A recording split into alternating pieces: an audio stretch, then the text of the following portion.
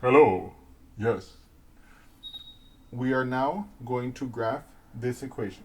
Okay? Now, the first thing that we're going to do, as we've been doing in the previous problems, is we're going to figure out what the domain of the graph is going to be. Okay? That is to say, what are all the values of x that make sense? Okay?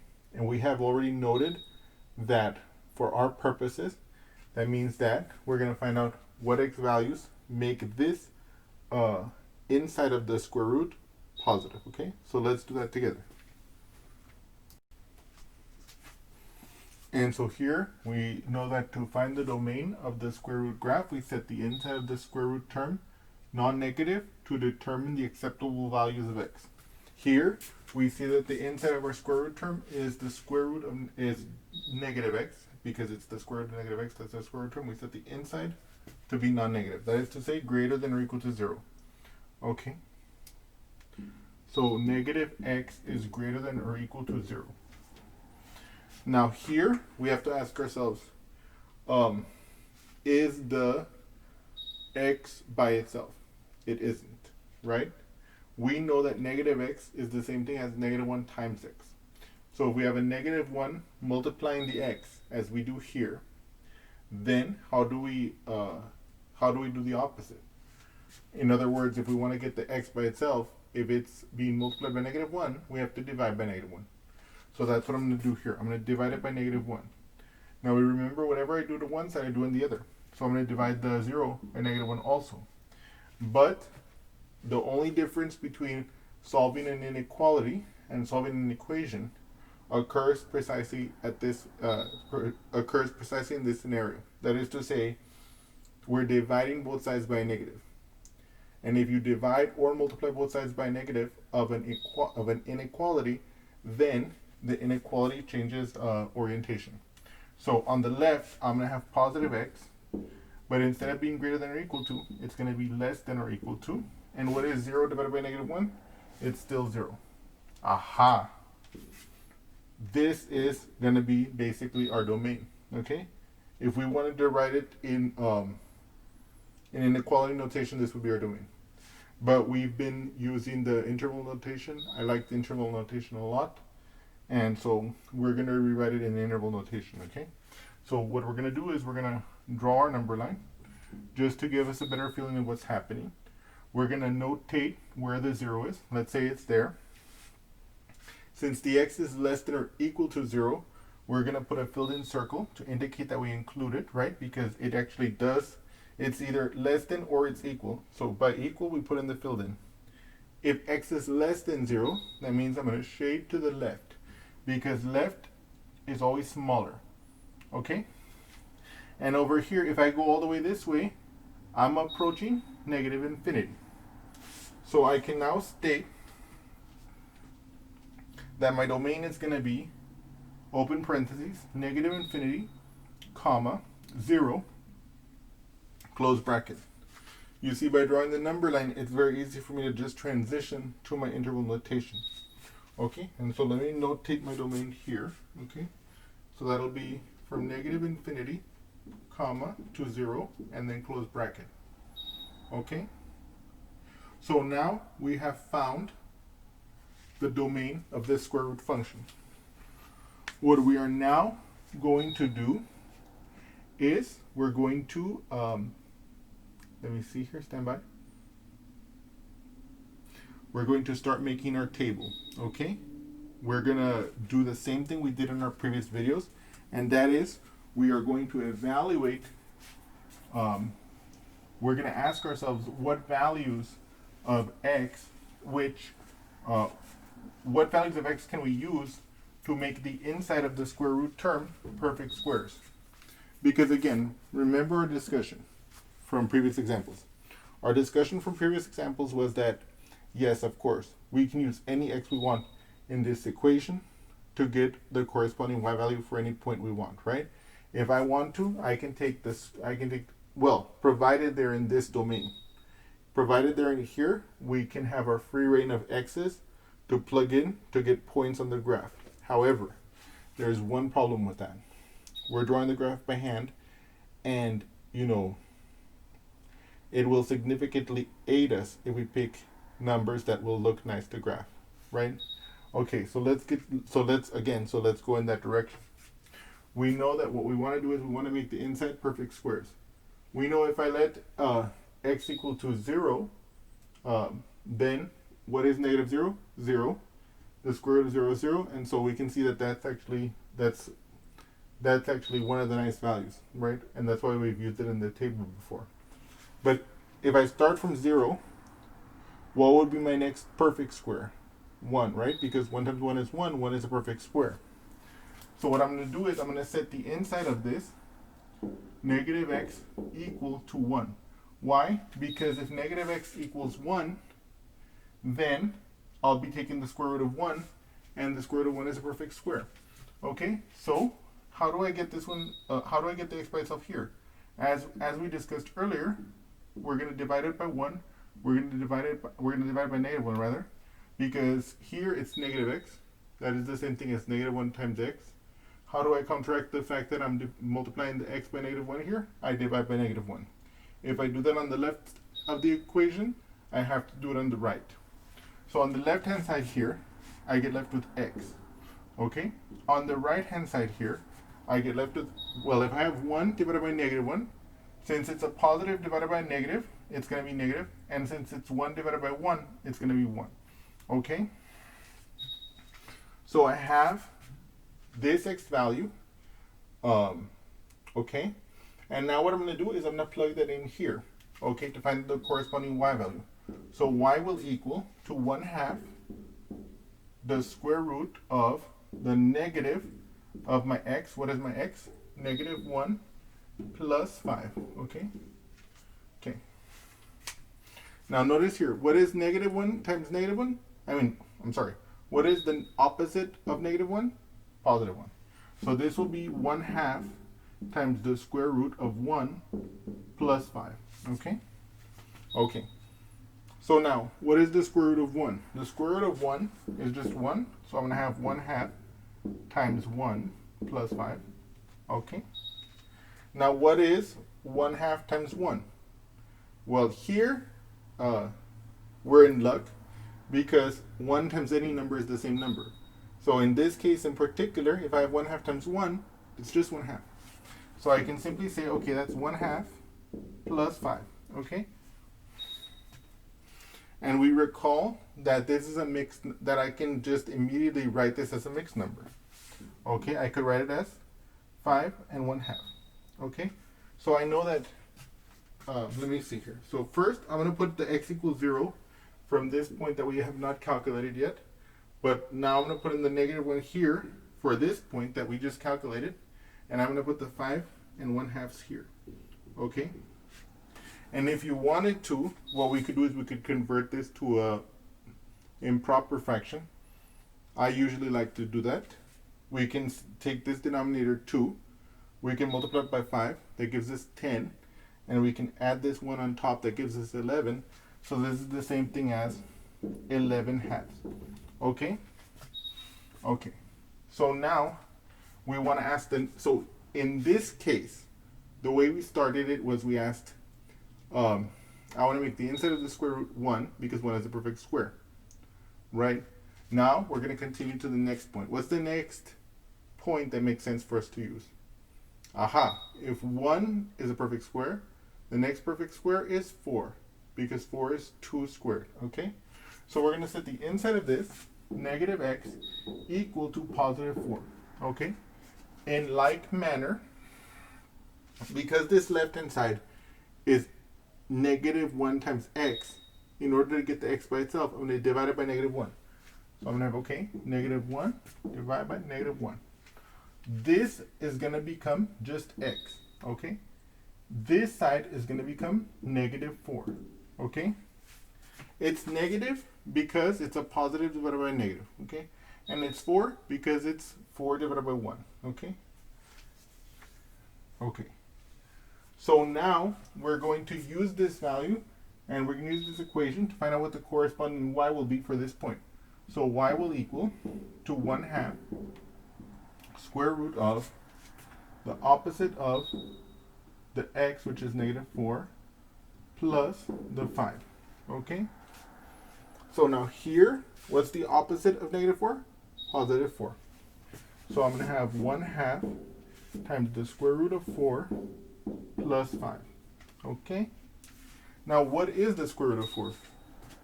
The square root of 4 is 2. Why? Because 2 squared is 4. Okay? Yes. So that'll be 1/2 times 2 plus 5. Okay? Now here, what is 1/2 times 2? We don't know. But we can rewrite 2 as a fraction by setting it as the numerator and 1 as the denominator, right? So we get this as 1/2 times 2 over 1 plus 5. Okay? Now, how do I multiply two fractions? The product of two fractions is the fraction whose numerator is the product of the numerators of the fraction that's being multiplied, and whose denominator is the product of the denominators of the fractions being multiplied. In this case, I can see that 1 times 2 is 2, 2 times 1 is 2, and then I bring my plus 5. Now, if you notice, what is a fraction with the same numerator and denominator? That is the fraction that equals 1. So this is the same thing as 1 plus 5, okay? And then what's 1 plus 5? 6. So let me write that over here. So if x is equal to negative 4, the y is equal to 6, okay? Because you see, this is the x and this is the y right here, okay? Just like here, this is the x for this point, and then this is the y, okay? Either one of these is correct depending on taste, right? Either the 5 1/2 or the 11 1/2. They're the same number, just different ways of like writing them down. Finally, we can ask what is the next perfect square? We did 1 squared, which is 1, 2 squared, which is 4, 3 squared, which is 9. So I'm going to set the n set equal to 9. So negative x equals 9. Again, dividing both sides by negative 1 to get the x by itself, I get x equals negative 9. Okay? And then I'm going to plug it into my equation. My y is going to equal 1/2 times the square root of the opposite, right, of the negative 9, which is my x. Oh no, and then I'm going off screen, and then plus 5. Ah, okay, there we are. And so now, if we're looking at this, what's the opposite of negative 9? That's positive 9. So this will be equal to 1/2 the square root of positive 9 plus 5. Let me see if that's visible. Yeah. Now, what is the square root of 9? It's 3. So I'm going to have 1/2 times 3 and then plus 5. Okay? Now, we ask ourselves, can I multiply 1/2 times 3? No, because 3 is not a fraction. But I can write it as a fraction by setting it as the numerator and 1 as the denominator. Okay, so here, this is going to be 1/2 times 3 over 1 plus 5. Okay, now how do I multiply these fractions? Well, I multiply the numerators to get my numerator of my product. So 1 times 3 is 3, 2 times 1 is 2, and then I add my 5. Okay? Now notice 3/2 is actually an improper fraction. So that means that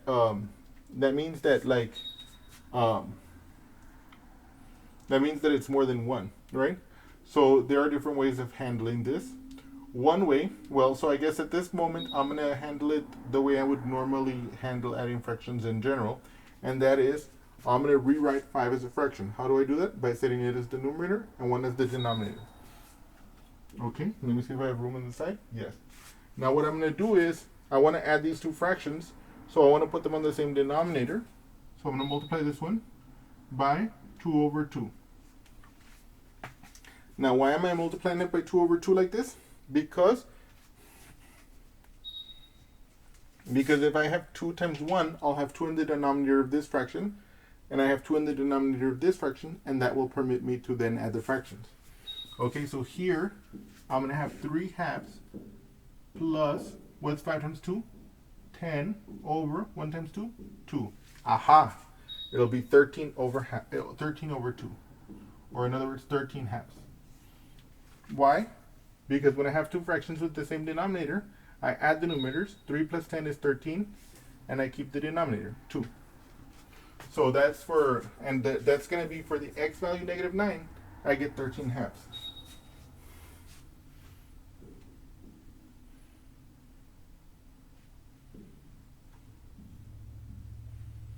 And now finally, what I'm going to do here is, the only term in my table I'm missing is the associated y value for my x equals 0. Okay? Now, let's do that here together. I'm going to fit it right here, and then we're going to like clean it up. So for x equals 0, then I get y equals 1/2, okay, square root of the opposite of what? Of 0 plus 5. Now here, okay, I'll put this away. Okay. So now, what is the square root of, what is the -0? The negative of 0, the opposite of 0, is just 0. What's the square root of 0? 0. What's 0 times 1/2? 0. Plus 5 is just 5. So I can plug that in right here, okay? So now I have enough points to graph my square root function if I wanted to do that first. But just as we did in all the other problems, we're gonna find algebraically the x-intercept, and in fact we already have the y-intercept here, and in fact we literally plugged in x equals 0, which is what we've been doing whenever we want to calculate the y-intercept. So we're not going to do that part, but we are going to algebraically find the x-intercept. And as you can see here we have an example of a case where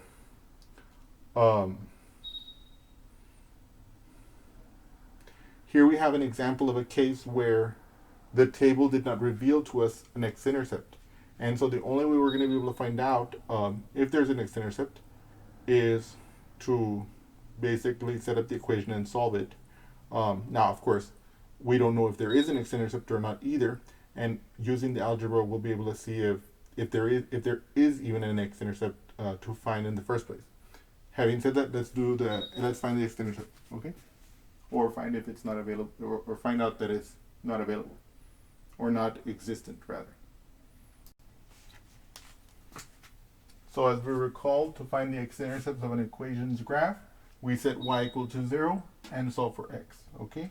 So what is our y equal to here? It equals to this expression, 1/2 square root of -x plus 5. Okay, we're going to set that equal to 0 here. Okay, 1/2 square root of -x plus 5 equals 0. Okay, so whenever we're going to solve for whenever we're going to solve a square root equation, we need to first get the square root term by itself. Okay, in this case, it's not by itself yet. First of all, it's being multiplied by this 1/2. Second of all, it's having this 5 added to that product. Okay, so the first we're going to do is we're going to take away the 5. How are we going to do that? We're going to subtract 5 from the left and subtract 5 from the right. Whatever we do to one side, we do to the other. I bring down this, which is unchanged, so I get 1/2 square root of -x equals -5. Okay. Now what we're going to do is we're going to divide by the 1/2. Okay. So let's do that together. So I'm going to write it like that, and I'm going to divide by 1/2. Okay. And whatever I do to the left, I do to the right. Okay. So I'm going to divide the right hand side also by 1/2. Okay. Okay. We recall that whenever we divide by a fraction, we multiply by the reciprocal. Okay, so on this side, we're going to just have we're going to have the square root of -x. But what about on this right-hand side? Well, as I wrote here, when we divide by a fraction, we multiply by the reciprocal. So therefore, I can rewrite this as -5 times the reciprocal of 1/2. What is that? 2/1. Now, can I yet multiply these? I can't. Why? Because the 5 is not a fraction, but I can fix that problem. I can write it as -5/1 times 2/1, right? Because for any whole number, if I want to write it as a fraction, I set the whole number as the numerator, and I set the 1 as the denominator. Now here, how do I take the product of these fractions? I just multiply the numerators to get the numerator of the product, and I multiply the denominators to get the denominator of the product. So here, I'm going to have negative 5 times 2, that's negative 10. What's 1 times 1? 1. And what's negative 10 over 1? That's just negative 10, right? Okay. So what I get here is that I get the square root of negative x equals negative 10. Okay? Now, when I look at this, okay, I know that this has no solution. Because if I take the square root of a number, I'm going to get a positive value. Okay? So if I was going to stop here, so in other words, if it was me, I would stop here. The square root of some expression in x will not be negative, okay? The square root will always be positive. But let's see where this leads us if I follow my procedure, right? Let's say I'm not that sure about that. And what I want to do is, in the previous cases, we saw that we would square both sides and see where that leads us, right? So I'm going to show you what will happen. First, I'm going to square the left-hand side. Well, I'm going to square both sides, right? So I'm going to get the square root of negative x squared equals negative 10 squared. So I would get, on the left-hand side, the square root the square root, this square root term, when I square it, gets rid of the square root house. So I get negative x equals, and what's negative 10 squared? That's going to be negative 10 times negative 10. What's a negative times a negative? That's a positive. And what's 10 times 10? 100. So I would get negative x equals to 100. And if I divide both sides by negative 1, okay, I would get x equals negative 100, okay? And so in square root equations, as we discussed earlier, when we carry out this procedure, we always have to plug in to see whether it's a real solution, whether it's an actual solution of the problem, or whether it's an extraneous solution. Because what happens in this process of squaring both sides, we create the possibility that there may be solutions to this part of the problem that are not solutions of the original problem, okay? And so if we look at this x value, the only possible value that could work, and we insert it in here, negative of negative 100, if x was negative 100, right, we would get, so let me show you that over here. Let me write it out explicitly for you. If that were true, then the square root of negative of x, but our x here, let's say it's negative 100, right? I'm going to calculate the left-hand side. What's the negative of negative 100? That's positive 100, so I'll get the square root of 100. But what's the square root of 100? It's 10. Why? Because 10 times 10 is 100. But you see, the 10, that's not negative 10. It's positive 10. You see? So we know that this value of x equals negative 100. The only logical conclusion from following this procedure that we use for solving square root equations does not actually solve this equation. It does not make the equation true. And so therefore, this is referred to as an extraneous solution, okay? So it's called extraneous. And that just means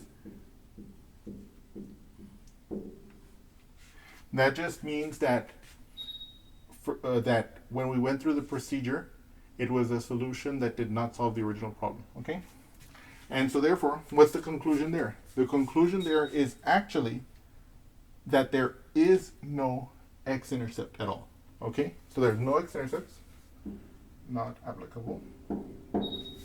And the y-intercept, it's the 0, 5. Okay? And now finally we're going to be able to plot this.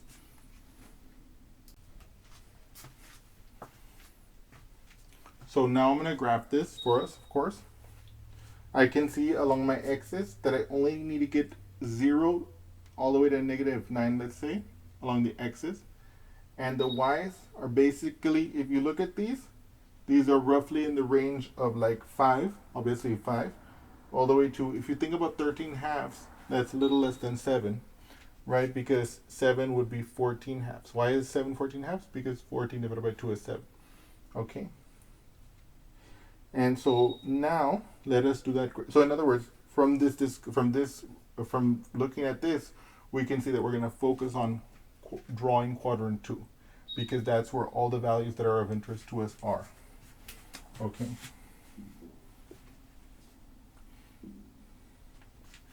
So let's say 1, 2, 3, 4, 5, 6, 7. Let's say, yes. Okay. And then 1, 2, 3, 4, 5, 6, 7, 8, 9. Okay.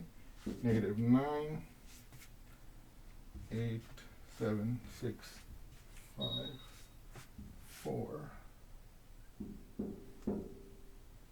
3, 2, negative 1, 2, 3. And then, let me see here. This is 5. This is 5.5. This one, of course, is 6. Right here, that's 6.5. Or in other words, 13 halves. I know that 6.5 is 13 halves because 2 times 6 is 12. 12 plus 1 is 13, so that's 13 halves. So now we have all the points necessary to graph these. And by the way, I know that I sound like a broken record at times, but like, I want you to realize that, yes, these numbers are very nice for graphing because, it's very easy to plot halves and stuff like that.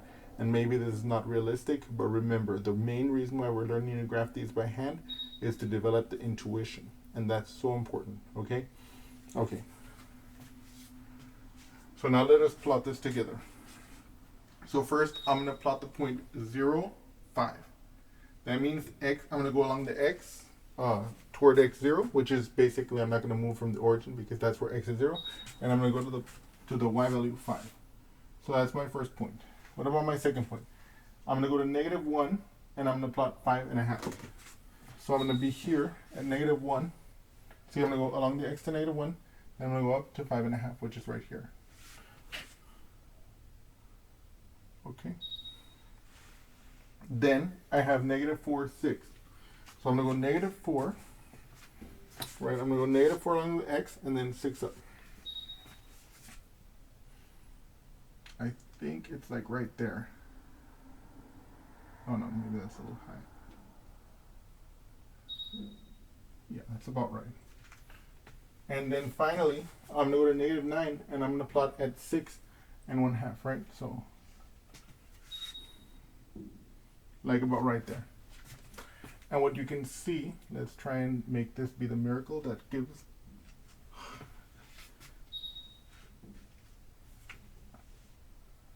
There we are, much better. I think, let me see what this looks like for real.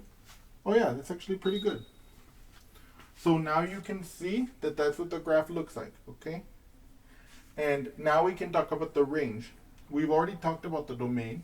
The domain is from negative infinity, which is this way, all the way to 0, including 0, of course, at the y-intercept. What about the range? Well, we can see that this square root graph is going upwards, and it starts at the y value 5, and it goes up forever. So the range will actually be from 5 to infinity. Okay, because, and I'm going to close the parentheses here, because 5 and then upwards, that's going to positive infinity. If it was 5 downwards, then it would be negative infinity with a parentheses here to 5 with a bracket. Okay, but here it's going from 5 upwards, so that's why this is the range. So now, having completed that part, I hope you have enjoyed this example, and I look forward to seeing you again soon. Thank you so much.